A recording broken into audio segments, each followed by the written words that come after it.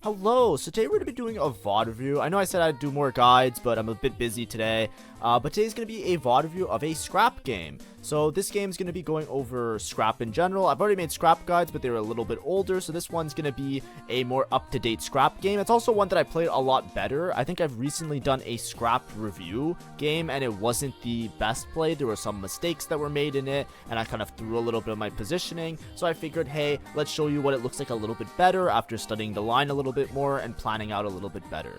But thank you. If you like my content, please make sure to like and subscribe.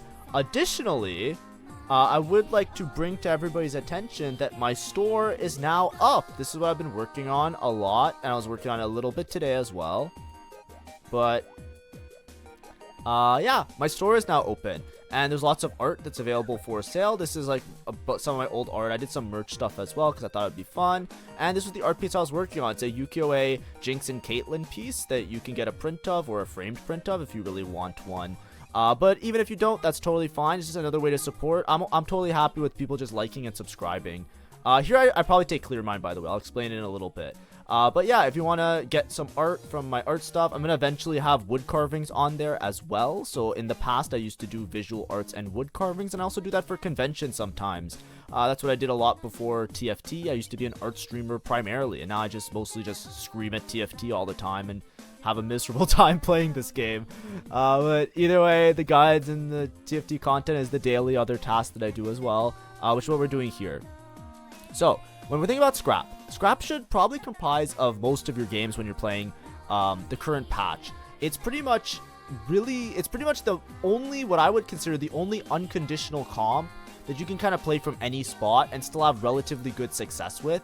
It's kind of difficult because it takes a lot of planning and there's a lot of skill, so it's something that has to be exercised. If you just play scrap out of nowhere and you never played it before, you might find yourself in spots. Every time I play this comp, I find a new way to lose with it. But at the same time, I feel like the losses are usually my fault, and I feel like I can play around it a little bit better. But when I say that you're playing around scrap, the idea is that you're trying to play around 6 scrap. 6 scrap gives you lucky components, which makes it so that all of your scrap units get their preferred items, or they get an item from the recommended list. If you look at the unit, it shows some of the recommended items. That's where it draws from, or that's like the same idea of what items they would get. The two main things you care about the most with scrap are econ and items.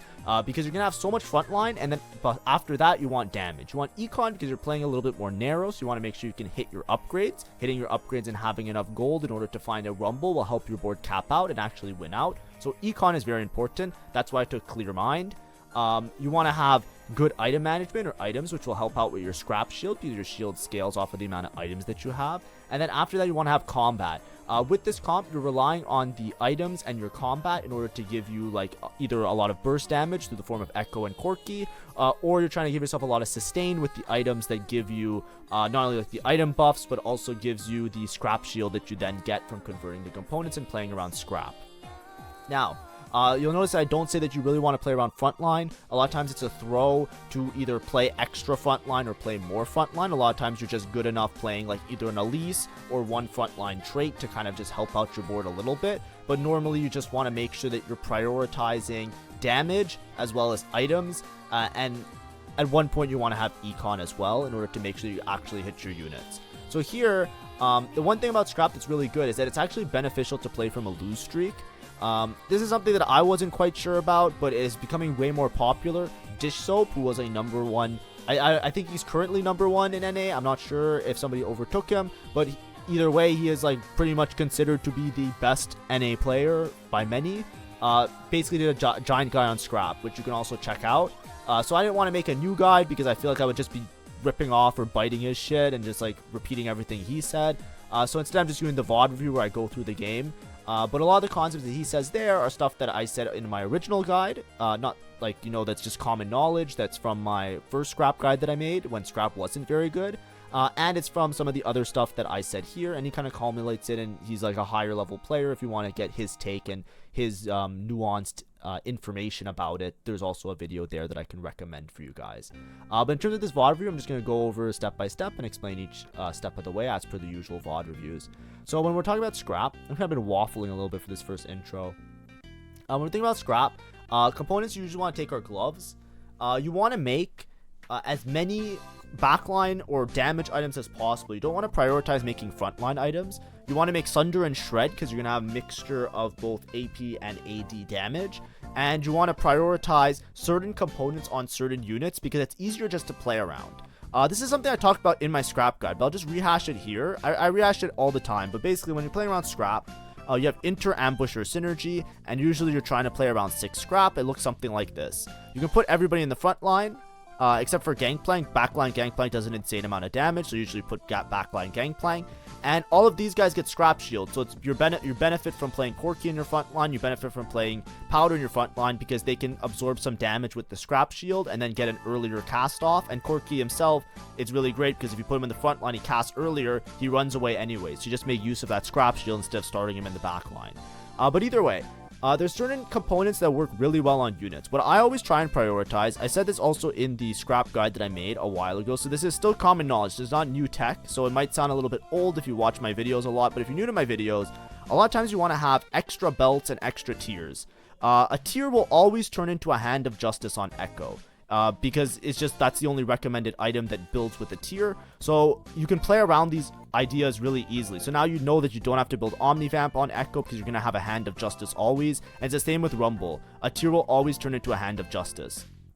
So you can build around these components instead of them, even though they're lucky, sometimes they feel a little bit unlucky. Like if you put a sword on Corki, it can roll into some weird items. So it's better to not only prioritize your items, but to plan around what the components can turn into. And because you know that these components will always turn into the same item, so a belt always turns into a guard breaker on Corki, you now know, okay, with a belt and a tier, I know what items I'm going to get late game, so I can play around this and build my units to do maximum damage playing around these items. So for example, with Echo, you can pair with other Crit Glove items that play into his Ambusher trait to do a lot of damage, but you know that you don't have to worry about making Omnivamp as a first priority because you know that you're going to get a Hodge on the Echo for later. And the same with Corki, you know that you're building around Crit Glove and a crit item here.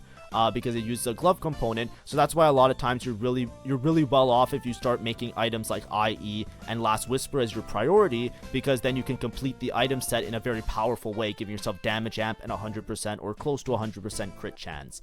So this is really an important skill, is not only playing around what items you're going to put on the unit, but also playing around the components and what the components turn into.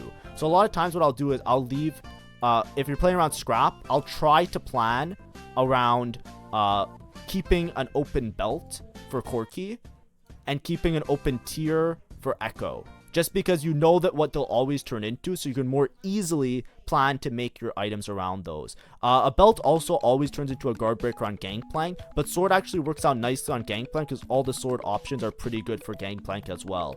Rumble, you have a couple other options besides tier, but like it's same as before, I also like to keep a tier because I know it will always turn into a Hand of Justice, but you can also use like a cloak and it will be a spark or a bloodthirster, but then sometimes it feels bad if you already have Sundering and Shred. So when you look at your items, you want to hold on to components. So I would always recommend tiers and belts to prioritize holding on to those and not making items with them. And then your other components, you usually want to prioritize something that helps you with your damage overall. So like a Last Whisper will help reduce the armor, and then something like a what's it called, a Spark or a Shiv is really important. I'll just put Spark here for sake of example. Because it helps you to just maximize your damage late game, especially if you're playing into Sentinels. I always have trouble finding the exact component that I need. There it is. Right? And then ideally, you want to just build yourself around those components and make as strong as item set as you can. So that's just an important skill. That's why Scrap sometimes feels like a little bit awkward.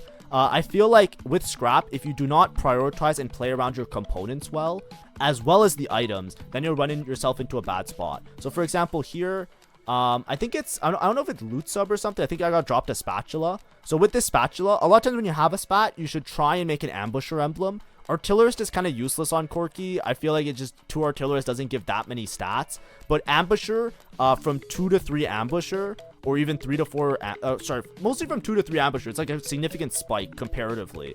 And Echo a lot of times is your main damage dealer and who you're going to focus putting the Anomaly on. As you can see here, I'm basically like low HP. I've been playing around loose streaking. Loose streaking is really nice because it helps you to plan your items a little bit better, and because you have to not only plan around your items but also your open components, it helps to just know what components you're getting and to play around those. So for example, I have this tier that's open, so I'm going to hold on to this tier to try and make a Hodge on an Echo eventually, because it's going to transform into a Hand of Justice. I have a second tier which I can put on a Rumble or put on somebody else late game. And now I'm trying to find combat augments or item augments. So I don't really like Thieves Gloves because you don't get the value of scrap as much, because Thieves Gloves takes up item slots, and it's okay if I'm tempoing, but I'm kind of loose streaking anyways. So here I just did Climb the Ladder. I know that most of my board is going to be scrap units when I eventually hit this scrap board. So Climb the Ladder just helps to give me some flat stats on everybody to help them do a bunch of damage. Scrap a lot of times becomes the sum of its parts. You're carrying around a Corki and an Echo and a Rumble and a Gangplank. There's not one unit in particular that's going to be solo 1v9 carrying your team. What you're relying on is that all the units live for a very long time because of the scrap shield, and then that in turn allows you to do a lot of damage throughout through multiple damage sources eventually. Because of that, this comp, a lot of times you want to roll really deep on level 8, trying to make sure that you have both Echo 2 and Corki 2, because it is a sum of its parts, right? If you have an Echo 1 and it dies too soon, then you don't do damage. If you have a Corki 1 and it doesn't do a lot of damage to support the Echo, then your whole board's going to die and the scrap shield's going to be meaningless because you just don't ramp up your damage at all. You really want to hit both of them, so that's why you really want Econ. You want a lot of Econ because even if it's contested, you want to be able to hit both the Echo and the Corki, but then additionally, you want to have the Econ, like, or additionally, you want to have, like, you know, items and other types of augments that continue to buff your board. So Econ really important, item augments really important, combat important as well. And you can kind of balance between items and combat. You know, if you have more combat, you want combat that gives you that chutzpah, that gives you that power. Other things that work really well, like something like Randuin's. Like Randuin's Omen as a prismatic is a very strong prismatic. I know I say don't prioritize frontline that much. What I mean by that is, like, you know, you want to, if you get frontline, you want to try and take armor and MR. You just don't want to prioritize it in anything that's super important, like an Anomaly or anything like that. But if you make your board more tanky with the scrap shield, then you can also just stall out your opponent to a point where you're like, you'll always kill everything because your units will be unkillable, is what I'm trying to say. So that's like the little go-to thing. This game, as you can see, I'm just going to be playing around the loose streak. I found this Alawi early. I'm pushing levels. I'm very rich. I should start to win a couple rounds. I'm just kind of have my items here and there, right? I could move IE to somebody else, but I want to save these removers because I'm going to have to do a lot of item rearrangements later. And I'm playing towards scrap here, primarily because I didn't feel like I had a good opener. So I took Clear Mind, which Clear Mind allows you to level as long as you sell your bench, like you don't have any units on your bench. So for me, at least, I look at that and I say to myself, okay, this is good because I can play around Clear Mind, and then I can lose streak with this. And if I want to play a comp that I can play out of a lose streak with Clear Mind, the best option is scrap. So it has good synergy in that regard. The reason scrap works well with lose streak is if you have a lot of gold, you can stabilize really hard so long as your items are good. Your item quality matters so much with scrap. I cannot stress it enough, because not only, like, you know, a lot of times if you just make like whatever items and then just try and throw components on all your units, if those components don't synergize to make complete item sets, they're pretty much useless as items a lot of the times, and then your board can like suffer by not having enough damage. So you really want to be able to plan around everything and make like good items and good decisions along the way. Here I just took Corki because of Corki. I didn't see a component that I really needed. Like if we go back to Carousel, I think it was on a low cost unit. But usually you take gloves because Last Whisper, IE, Jewel Gauntlet for Rumble, Hand of Justice if you really have to. Like glove makes a lot of good items. Guard Breaker, all of them are really good items for scrap. So if you look here, like there's a 3-cost glove, so I can take the glove. I have open cloak, so I could take like a different item here, like a bow would be pretty useful as well. But I just take Corki for Corki. Because I'm playing from a loose streak, this is just like the safe bet. If you're confident, like nobody else in your lobby is playing scrap, I would prioritize either taking sword, I would take glove, bow, sword in that order. So I would take one of those items probably first. But I do not recommend doing it. I don't recommend always doing it, especially if you're not as accustomed to playing the game. Just because it's a little bit awkward if you don't have the units to convert this to a win out, right? Having a Corki to me just makes it easier for me to convert this into a win out than it is to like take perfect items and then I roll down and I don't hit Corki and I low roll. It's kind of like cut the ceiling but raise the floor. So that's why I took Corki here. I have a Reforger, so even though I feel like I have too many tiers here, but if I run into too many tiers as a situation, I could just reforge some of the tiers and hopefully get a useful component out of that. So it should be fine. Blue buff is also okay on Echo, so I can actually put blue buff on Echo if I really need to. So it's not that bad to have too many tiers, but typically you want to be like more along the lines of having too many gloves. You can't really run out of gloves with this comp in my opinion, so I usually would prioritize glove before that. But anyways, now I have a Corki, I can use my remover. Here I'm going to make an adaptive helm just because it's a generically strong frontline item that I can use on both Echo as well as Rumble. I can also use it on Elise because Elise a lot of times fits into this comp, and what's it called? Adaptive helm is going to work well on Elise to help her to cast a bunch. It's a fine item here. I have a plethora of tiers, right? 2 extra tiers is fine for me a lot of the times because I can use these tiers to create Hands of Justice on both Rumble and Echo.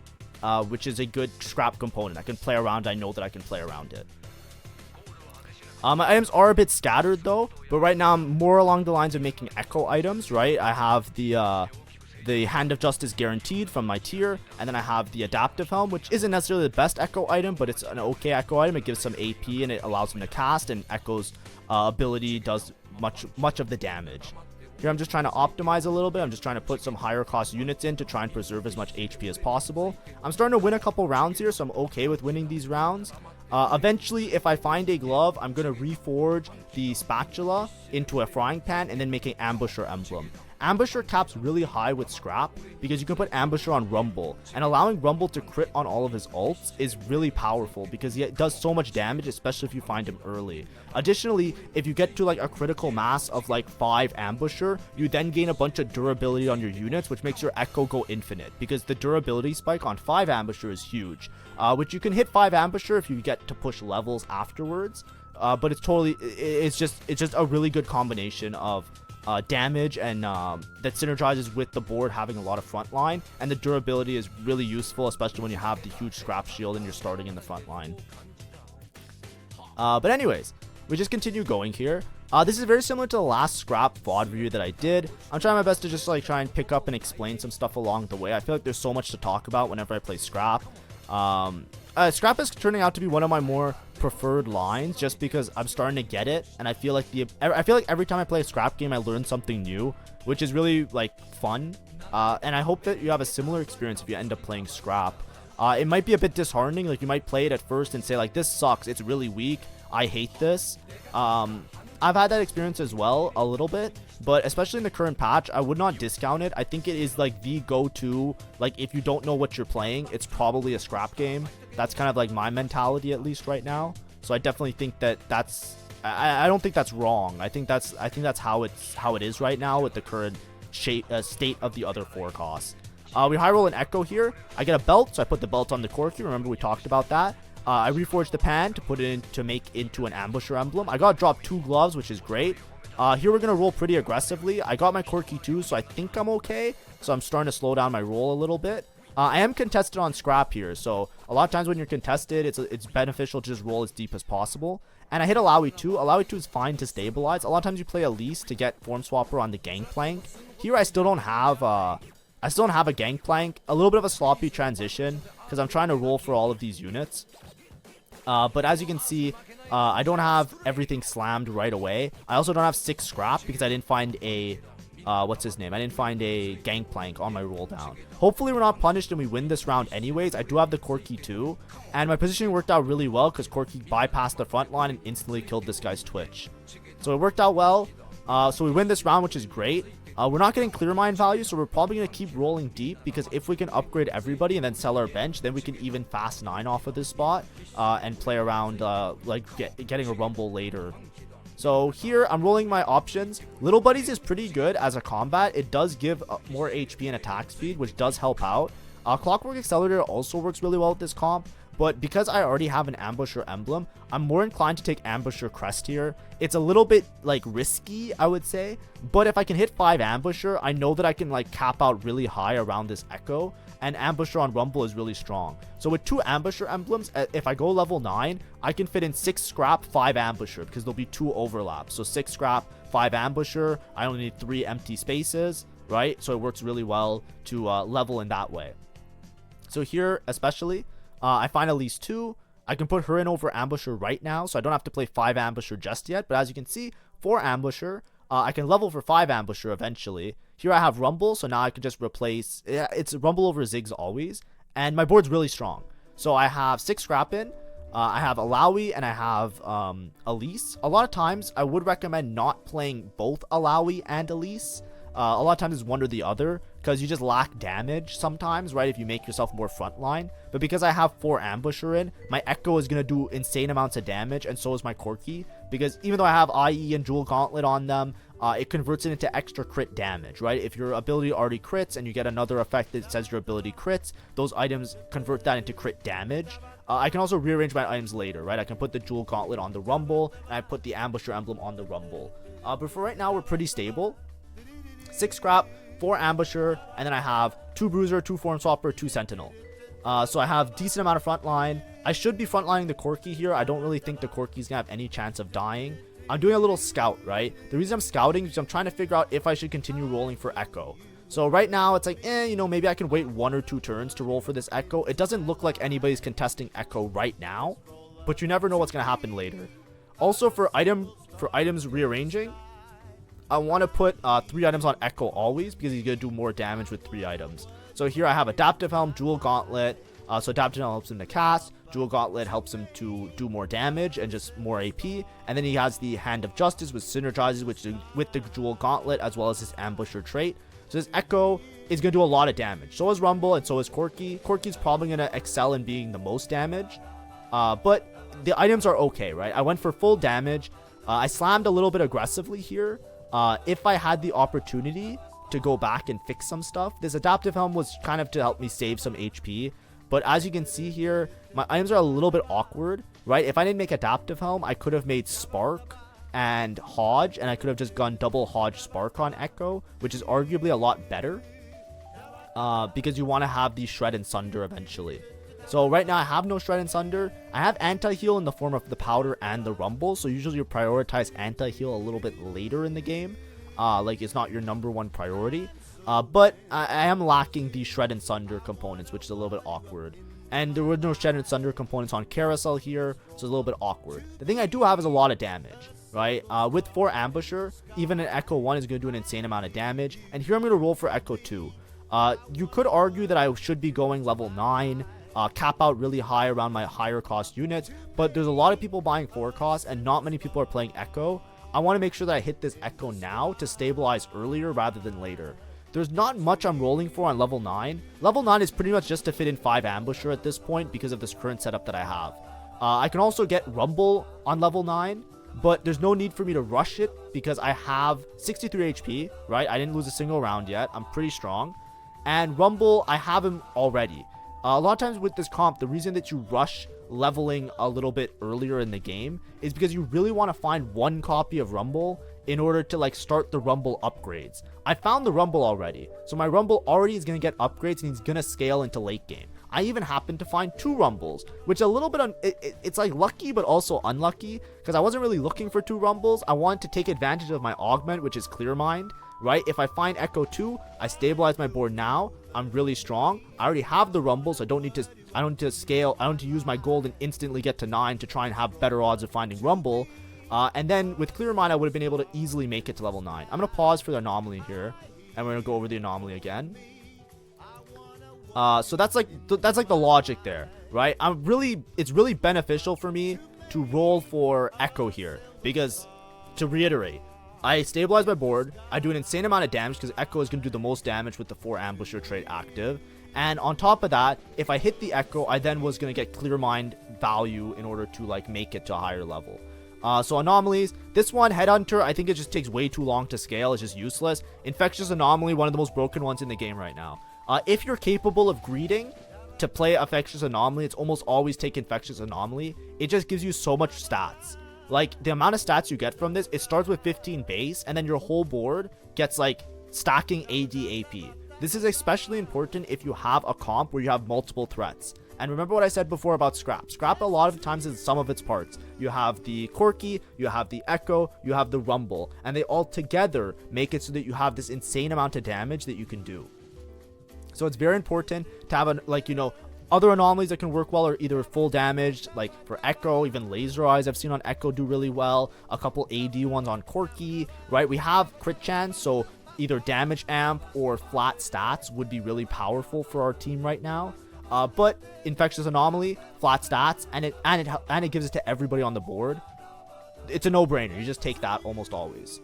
Often with this comp, you can also cap out really high around playing multiple scrap units, because if you play another scrap unit, once you're at 6 scrap, all components turn into extra items, so you can actually like spread out your components even more and put like items on like a second Echo 2, for example, and itemize that guy with scrap as well, and then it increases your scrap shield in general, so they just become really tanky. But for as of right now, I'm really stable. I have maybe a little bit too much frontline for my liking, right? Having both Alawi 2 and Elise 2 is a little bit high roll. Obviously, this game's a little bit of high roll. Whenever you're high rolling, that's when you get like these really strong games where it looks like you're going to win on the spot. There are some things I might be worried about late game. What sucks is that I'm basically down my gold augment now. I don't get to utilize Clear Mind ever for the rest of the game pretty much, because I'm just holding this Rumble in hopes of a Rumble 2. I can't sell the Rumble for Clear Mind. It's not worth it, because Rumble 2 is just so important to my board and everything. But yeah, so far so good. Also, I think the music is a little bit loud, so I'm going to put a touch lower just in case, because I feel like I'm having a feud in terms of like speaking over the music today. But yeah, I explained a little bit here, but I'm going to make a guide on general on like when to go level 9 and when to not go level 9. I'm trying to filter through my videos to get some better clips to show everybody. I just don't have a good option. I didn't have a good clip or set of clips to make the video today. So I decided I'll just postpone it by one day. I'll just do it tomorrow where I have a little bit more time. Tomorrow I'm not going to be streaming. Tomorrow I'm going to be a little bit busy with some stuff at home. So instead I'm going to be chilling. So I should be able to record some guides for the weekend offline. So for everybody that's interested in those, which is exciting and fun. So here I was looking for either anti-heal or shred. So because my Echo is my main damage dealer.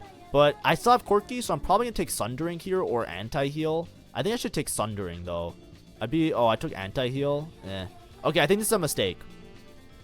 So, I already have Anti-Heal in the form of Rumble and Powder. So, I think it's less important to take Anti-Heal, and it's more important here to take Sundering. So, I should have made a Last Whisper and not a Morello. So, that's my take. And then I put the bow on the Powder just to get the extra scrap value. So I should have made a Last Whisper here. If we're being honest, if we're looking for a mistake this game, we wanted to take Last Whisper there. Okay, guys? Very important to take Last Whisper there. I'm not sure how big of a mistake it is because I have so much damage. I'm also scaling. So at one point in this game, especially if I hit Rumble 2, this is like basically a first. Like, it's so hard for anybody to keep up. I'm well ahead of lobby tempo. A lot of it is the high roll aspect, but a lot of it was also because I took Clear Mind and I lost streaked my opener. So I definitely had a lot of gold comparatively to the rest of the lobby in order to play around. And that's the benefit of lose streaking, right? Whenever you're going for a lose streak, you're typically going to be richer than the lobby, and that's how you can convert it into a win out. So as long as you have like average luck, or if you high roll at all, so long as your lose streak isn't bad, that you're playing with very marginal HP, you should be fine. So my lose streak, I didn't take that many horrible losses on stage 3. I also won the last couple rounds of stage 3 because I took Corki on Carousel, and that helped me out a lot. I'm 63 HP, and I haven't lost a single round yet. And a lot of it is because in my initial roll down, I hit Corki 2. Yes, it was a bit high roll, but that's just what happens. Finding the Rumble early was also insane. And playing around this Ambusher stabilized my damage a lot, right? 4 Ambusher with this Echo is an insane amount of damage. And we're only going to get stronger because eventually we're going to hit 5 Ambusher, which is going to give everybody durability. Rumble does a lot. As you can see, like, the damage numbers aren't skewed, right? There's some comps where you play it, and there's like 1 or 2 units that's doing most of your damage. As you can see here, Gangplank does a good chunk of damage. Corki does a good chunk of damage. Echo does a good chunk of damage. It's just a good amount of overall stats everywhere. And that's why stuff like Infectious Anomaly is really strong. Anything where you get like extra buffs to like your whole board is nice. But in general, this comp is just aggressively powerful if you have like everybody chipping in. So your items matter a lot, and that's why you have to play around your components really well. Because if you just make good items on one unit and you have a bunch of trash components on the other unit, if everybody doesn't have a good set of items, like if every unit on your board doesn't have a good set of 3 items, it becomes very miserable. And that's where you can really lose out with this comp, and that's why it takes a lot of careful planning and a little bit of practice, right? I think for me, I'm getting the hang of it. I'm starting to get better at like understanding, okay, these are the components I want to hold on. This item is good to slam here. I've played this before and it worked out like this, etc.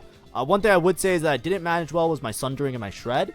I think Adaptive Helm was okay to save HP. I don't regret that too much, but I could have greeted Adaptive Helm in order to get like a Spark instead, and it probably would have worked out better. It helps my max cap, but making anti-heal here was a bit awkward because I should have made Last Whisper and play around like the Corki having a Last Whisper. So that's like the only thing here. I think that's the biggest mistake I made in the game if I have to go back and redo anything, because I still don't have Sundering and Shred. A comp like this I'll probably lose to, right? That's a 6 Sentinel Zeri reroll comp. Like that's a comp that even as much as I'm win streaking, if I fight against like a Sentinel player without Sunder and Shred to reduce that armor, and in order to increase my damage, I might actually lose to that Zeri reroller. So as of right now, it's okay because, you know, I'm trying to go level 9. I'm scaling with Infectious Anomaly, but it's very awkward if we if that board caps a lot higher. Like if he gets like 4 Firelight somehow, like some high roll that something happens, then it becomes really awkward. So let's see here. This is a Sork board. We should be fine here.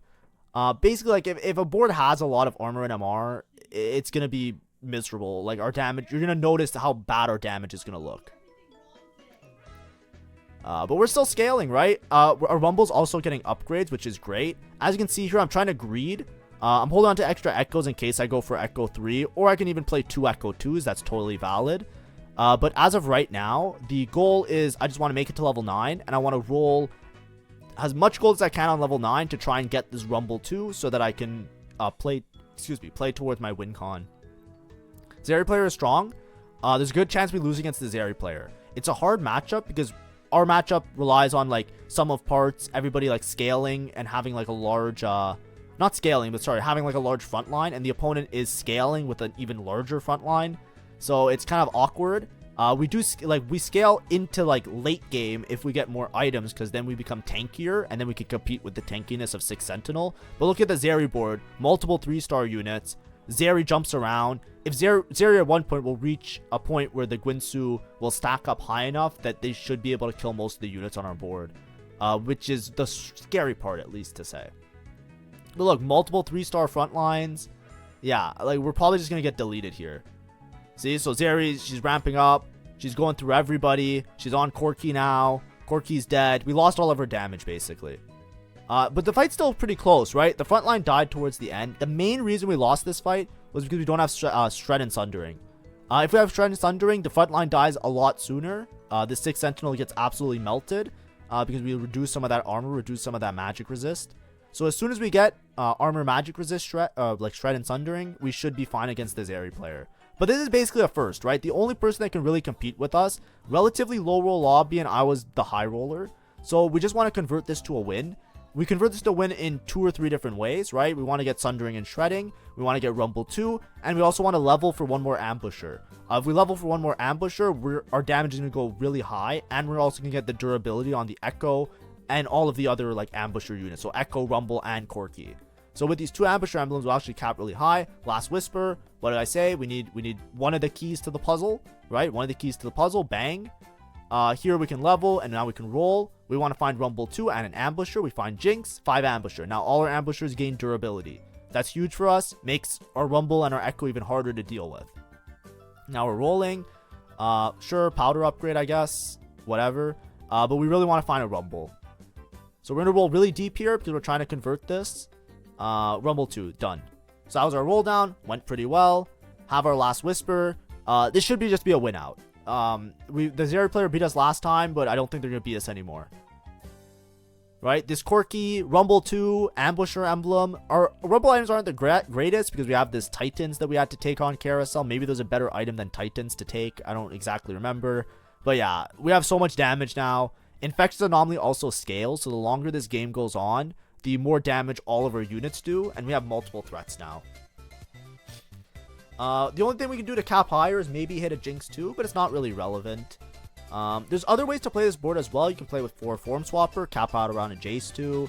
It's very flexible. We have a lot of frontline because we have both Alawi and what's it called? And Elise. But we don't need Alawi and Elise. A lot of times if you have enough items, your scrap frontline is going to be good enough. Here I'm trying to backline the Elise a little. Not backline the Elise. I'm trying to move the Elise around a little bit.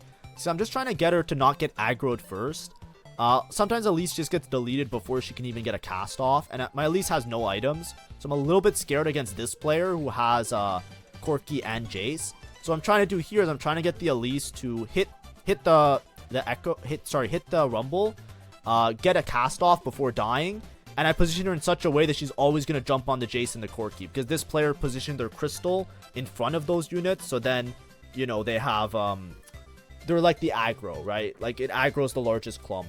So that's why I put my Elise right over there. I was scared if I put my Elise in the front line, the Jace and the Corki were going to burst it down too fast and might have not got a cast off, but with that stun, it basically guarantees me winning that round. So that's one person out of the picture. For some reason, the Zeri player is losing against other players. So, like, I don't know. I don't know what's going on. I'm pretty sure, like, they were the strongest next to me. Maybe it's just, like, a counter matchup. They got bursted down by, like, the Twitch or something. Yeah, this board's really strong if they hit Jace 2, Mordekaiser 2, obviously. But I just don't think they have enough damage to deal with me. Rumble's also getting upgrades. So, I have 50 HP. Even if, like, I don't win any of these rounds, I'm at least, like, 2 or 3 lives here, right? Like, I can take 2 or 3 losses before I'm at, like, critical that I'm going to lose the next round. That should be enough to get at least one more Rumble upgrade. I don't remember the exact timer on it because I wasn't paying attention. Here, I absolutely messed this up. So, I wanted the Elise to do the same thing as the last game, but I did not move my Trundle out of the way. So, the Elise walked all the way around and just, like, one of the worst mistakes you can possibly make. Right, I wanted my Elise to be like the same positioning against that Jace player. I'm trying to be sneaky about it, but I just didn't move it in time. Yeah, now it's 1 HP against the Zeri player. That was with bad positioning, right? My Elise was just a non-factor for most of the game. So, yeah. Here, I don't think the item really matters. I'm just going to take Rumble because I don't know if this person is like close to Rumble upgrades or trying to play a Rumble because it's a Sentinel unit. So, without scouting, I'm just like, hey, I'm just going to get rid of this Rumble, make sure that they don't hit Rumble. Because, I don't know, maybe that does something, who knows. But yeah, this is just my board. If I wanted more damage, you can play multiple Echoes. Like, if I had, like, 2 Echo 2s, for example, I can play 2 Echo 2s in place of Alawi, right? And that would be pretty strong. Here, I'm just trying to find a spot for my Elise to hopefully jump on the Zeri. Elise stun on a backline unit is insane, especially if they are one that's ramping up with attack speed.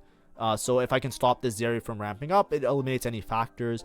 I should be strong enough to win anyways, but I just want to, you know, it's good for the mental stimulation to make sure that we try our best to position well every fight, because then it's like second nature when it's like actually something that matters.